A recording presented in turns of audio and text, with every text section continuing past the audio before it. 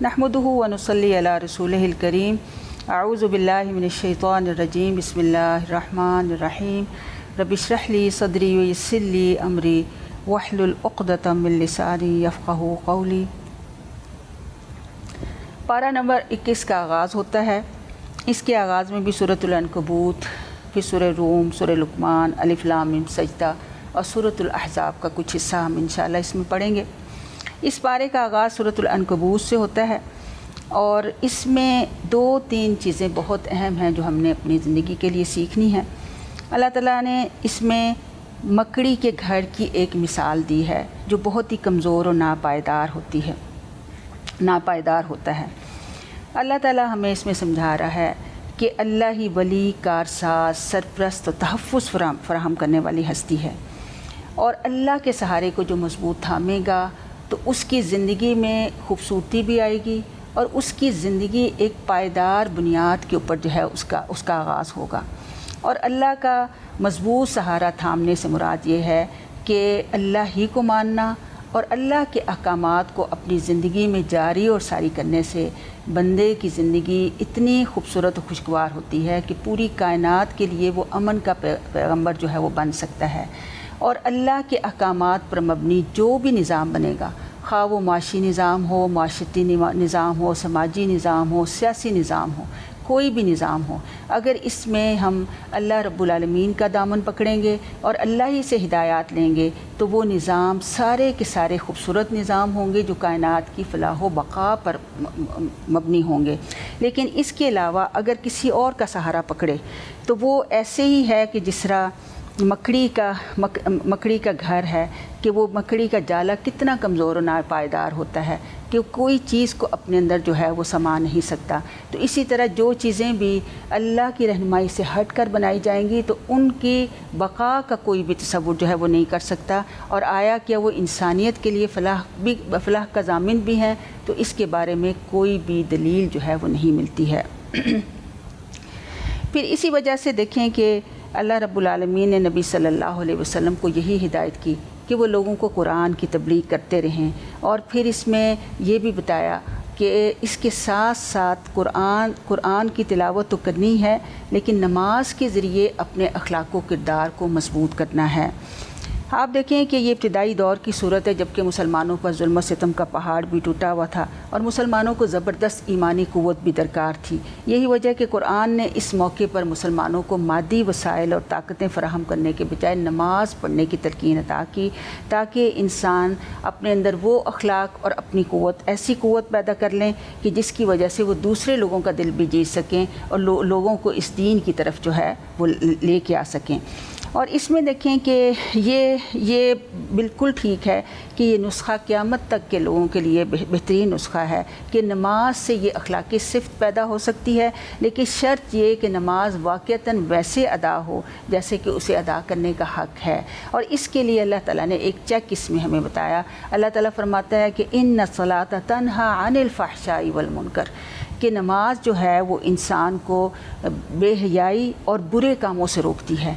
और इसी वजह से नबी सल्लल्लाहु अलैहि वसल्लम ने एक हदीस के ज़रिए से हमें ये भी समझाया कि जिसे उसकी नमाज फ़ोहश और बुरे कामों से ना रोके तो असल में उसकी नमाज ही नहीं है। यानी इस्लाम वो नमाज उसके अंदर वो अखलाक व किरदार पैदा ही नहीं करेगी कि जिसकी वजह से वो माशरे का एक कीमती फ़र्द बन सकेगा या लोगों के अखलाक व किरदार को जो है वो संवार सकेगा। इसी वजह से हमें अपनी नमाज़ों को चेक करना है। अगर नमाज़ पढ़ने के बाद भी हम फ़हशा से और मुनकर से नहीं बच रहे तो देखें फिर हमारी नमाज़ें ही दुरुस्त नहीं है। अल्लाह ताला हमें अपनी नमाज़ों को दुरुस्त करने की तौफ़ीक़ अता फ़रमाए। और दूसरा नुस्खा ये बताया कि वला ज़िक्रुल्लाहि अकबर, कि अल्लाह का ज़िक्र जो है वो हर वक्त जारी और सारी रहना चाहिए। बिलाशुबा अल्लाह के ज़िक्र की सबसे उम्दा मिसाल तो नमाज में ही है, लेकिन नमाज के अलावा चलते फिरते उठते बैठते हर वक्त अल्लाह का ज़िक्र इंसान जब करता रहेगा तो उसकी ज़िंदगी में किसी किस्म की नाफरमानी का शायबा भी नहीं रहेगा। अल्लाह ताला हमें ऐसा करने की तौफ़ीक़ अता फ़रमाए। और आखिर में एक अहम उसूल इस सूरत में दिया गया کہ वल्लज़ीन जाहदू फ़ीना लनहदियन्नहुम सुबुलना व इन्नल्लाह लमअल मुहसिनीन, कि जो लोग अल्लाह की राह में इखलास के साथ कोशिश करेंगे, अल्लाह की अताअत करना, दीन को सीखना सिखाना, जिहाद करना, इन्हें अल्लाह ताला इनके हाल पर नहीं छोड़ देता बल्कि इनकी भरपूर रहनुमाई करता है और अपनी तरफ आने की राहें पूरी तरह से खोल देता है, और कदम कदम पर फिर उन्हें वो बताता रहेगा कि हमारी खुशनुदी तुम किस तरह हासिल कर सकते हो। हर मोड़ पर रोशनी दिखाता रहेगा कि राह रास्त किधर है और गलत रास्ते कौन से हैं। जितनी नेक नियति और खैर तलबी इंसान के दिल में होगी, उतनी ही अल्लाह की मदद और तौफीक और हिदायत फिर उसके साथ रहती है। फिर सूरत रूम का आगाज़ होता है। ये भी मक्की सूरत है, ये भी इब्तिदाई दौर की सूरत है। इसके आगाज़ में ही अल्लाह ताला ने फरमाया कि आज रूमी मगलूब हो गए हैं और सारी दुनिया ये समझ रही है कि उनकी सल्तनत का ख़ात्मा हो गया है। लेकिन चंद ही सालों के बाद रोमियों की फ़तह और जंग बदर में मुसलमानों की फ़तह का बिशारत देते हुए ये बताया कि अल्लाह के वादे सच्चे होते हैं। और इसमें अल्लाह ताला ने ये बात भी समझाई कि इंसान की नज़र और सोच बहुत ही महदूद है। वो ज़ाहिरी चीज़ों पर ईमान रखता है, लेकिन इस ज़ाहिर के पर्दे के पीछे क्या है उसको खबर नहीं होने वाली। कल क्या होने वाला है इसके बारे में वो अंदाज़ा भी नहीं लगा सकते। इसी तरह से क़यामत का वादा भी सच्चा है, इस पर ईमान लाना चाहिए। और क़यामत कायनात में बिखरी हुई निशानियों के ज़रिए तौहीद इख्तियार करने की दावत दी गई और आखिरत के बारे में अपना रवैया दुरुस्त करने की हिदायत भी दी।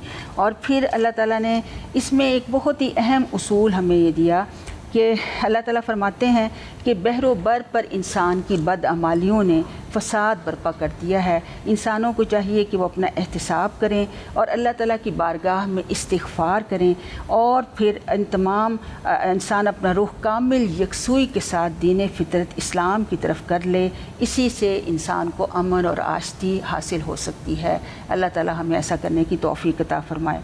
फिर सूरह लुक़मान का आगाज़ होता है। ये भी मक्की सूरत है, इसकी 34 आयात हैं। इसके अहम असबाक में सबसे अहम बात जो अल्लाह रब्बुल आलमीन ने हमें सिखाई वो ये कि सबसे बड़ी हिकमत जज्बा शुक्र है। यानी इंसान कायनात पर ख़ुद अपने नफ्स पर गौर व फ़िक्र करे तो उसे अंदाज़ा होगा कि कितनी कैसी कैसी नेमतें अल्लाह ताला ने उसे अता की हैं, कैसा खूबसूरत निज़ाम बनाया है। इससे उसके अंदर शुक्र का जज्बा बेदार होगा और शुक्र का जज्बा ही से तौहीद का रास्ता मिलता है। और असल शुक्र यही है कि इंसान बंदगी भी खालिस अल्लाह की करे जिसने ये तमाम नेमतें दी हैं, और ये इंसान के अपने लिए ही फ़ायदेमंद हैं। फिर अल्लाह ताला ने ये भी बताया, हज़रत लुक़मान का ज़िक्र किया। वो एक हकीम थे कि उनको ये हिकमत अता की कि अल्लाह का शुक्र अदा करना ज़रूरी है।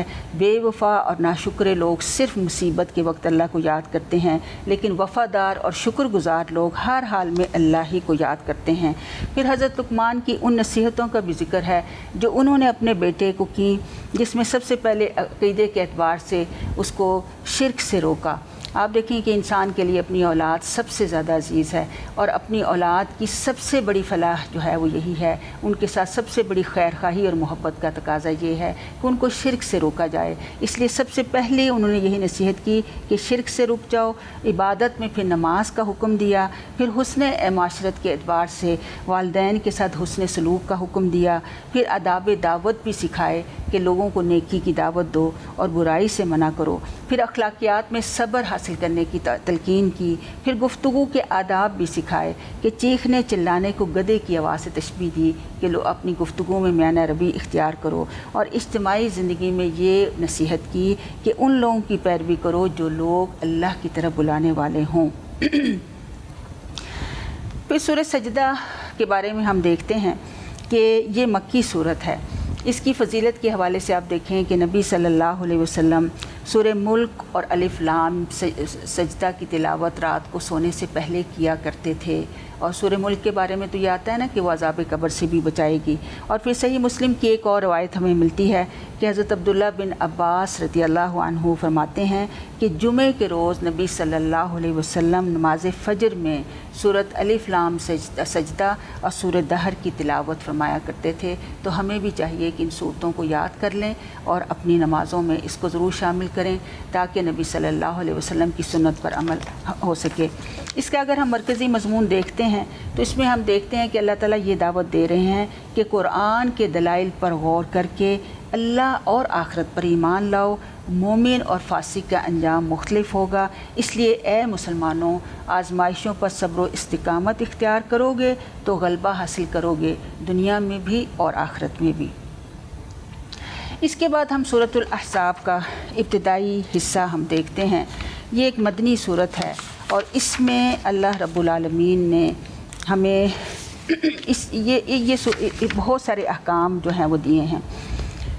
اس سورت کو سورہ خندق بھی کہتے ہیں کیونکہ اس میں ایک بہت بڑی غزوہ خندق کا تذکرہ بھی ہمیں ملتا ہے، اور اس سورت کو اگر ہم پڑھتے ہیں تو ہم دیکھتے ہیں کہ یہ بہت سارے خطبات پر مشتمل ہے اور اس میں بہت ساری ہدایات ہیں، کچھ شروع میں دی گئیں، اور شروع میں آپ دیکھیں کہ نبی صلی اللہ علیہ وسلم اور صحابہ پر انتہائی کڑا وقت تھا۔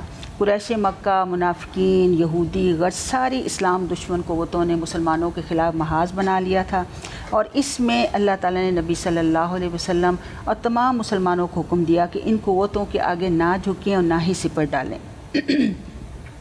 پھر آپ دیکھیں کہ اس میں بہت سے ایسے معاشرتی احکام اس میں بتائے جا رہے ہیں، اور اس وقت جو جاہلیت کی بہت ساری رسوم تھی ان کا رد بھی اس میں پیش کیا گیا ہے۔ ان رسوم میں یہ بھی تھا کہ متبنہ جس کو بنا لیا جاتا تھا، یعنی منہ بولا بیٹا اور منہ بولے رشتوں کی بہت زیادہ اہمیت تھی، اور اب یہ وقت آ رہا تھا کہ ان سارے رشتوں اور ان ساری رسوم و رواج اور اوہام کا بھی خاتمہ ہو سکے۔ اور نبی صلی اللہ علیہ وسلم چونکہ نبی اولین مخاطب ہوتا ہے، اور آپ صلی اللہ علیہ وسلم تھوڑا سا تردد بھی محسوس کر رہے تھے، اور یہ وہ وقت تھا کہ جب نبی صلی اللہ علیہ وسلم کے منہ بولے بیٹے حضرت زید نے اپنی بیوی حضرت زینب کو طلاق دے دی تھی، اور اس وقت آپ صلی اللہ علیہ وسلم کو یہ اللہ کی طرف سے یہ وحی کے ذریعے حکم دیا جا رہا تھا کہ ان سے آپ شادی کریں، ان کی متعلقہ سے، تاکہ اس بری اور جاہلیت کی اس بری رسم کو جو ہے وہ ختم کیا جا سکے۔ تو ہم دیکھتے ہیں کہ شروع میں ہی یہ بتایا گیا کہ منہ بولا بیٹا حقیقی بیٹا نہیں ہوتا، اس لیے کسی کے نسب میں تبدیلی نہیں کرنی چاہیے۔ اسی طرح دوسرا حکم یہ دیا گیا کہ اگر کوئی اپنی بیوی کو اپنی ماں کہہ دے تو حقیقت میں وہ اس کی ماں نہیں ہو جاتی، کفارہ ادا کر کے سابقہ تعلقات معمول پر آ سکتے ہیں۔ پھر اس میں رسول اللہ صلی اللہ علیہ وسلم کے ازواج مطہرات کے مقام کی بلندی کا بھی ذکر کیا گیا کہ نبی صلی اللہ علیہ وسلم کی بیویاں مومنین کی مائیں ہیں، اس لیے ہر مومن اور مسلمان کے لیے ازواج مطہرات کا احترام ضروری ہے۔ اس صورت میں اللہ تعالیٰ نے احزاب کے معرکے کا ذکر کیا، جسے غزوہ خندق بھی کہتے ہیں، کہ جب 24,000 کے لشکر نے مدینہ کی چھوٹی سی بستی پر حملہ کر دیا تھا تو اللہ تبارک و تعالیٰ نے مسلمانوں کو ان کے ایمان کی وجہ سے کافروں پر غلبہ عطا فرمایا۔ پھر اللہ تعالیٰ نے یہ بھی ارشاد فرمایا کہ جس کو اللہ تعالیٰ سے ملاقات اور یوم حساب کی آمد کا یقین ہے، اس کے لیے تو نبی صلی اللہ علیہ وسلم کی زندگی بہترین نمونہ ہے۔ لَقَدْ كَانَ لَكُمْ فِي رسول اللہ اسوۃ حسنہ۔ رسول اللہ صلی اللہ علیہ وسلم ہر شعبہ زندگی میں ہمارے لیے ایک آئیڈیل کی حیثیت رکھتے ہیں، گھریلو زندگی ہو، سماجی زندگی ہو، انفرادی اور اجتماعی زندگی، ہر زندگی میں، زندگی کے ہر پہلو میں نبی صلی اللہ علیہ وسلم کی ذات میں ہی ہمارے لیے بہترین رہنمائی اور نمونہ موجود ہے۔ پھر اس صورت میں اللہ رب العالمین نے نبی صلی اللہ علیہ وسلم سے یہ بھی ارشاد فرمایا کہ وہ اپنی بیویوں سے کہہ دیں کہ اگر وہ دنیا کا مال و متاع چاہتی ہیں تو وہ ان کو عطا کر دیا جائے گا، لیکن اس کے ساتھ ہی ان کو رخصت کر دیا جائے گا، لیکن اگر وہ اللہ اور اس کے رسول صلی اللہ علیہ وسلم اور یوم جزا کو چاہتی ہیں تو نیکوکار عورتوں کے لیے بہت بڑا اجر ہے۔ تمام ازواج مطہرات نے دنیا کی زیب و زینت کے مقابلے میں آخرت کو اختیار کیا اور کامیاب اور کامران ٹھہری۔ اللہ تعالیٰ سے دعا ہے کہ اللہ ہمیں قرآن کو پڑھنے، سمجھنے اور اس پر عمل کرنے کی توفیق عطا فرمائے۔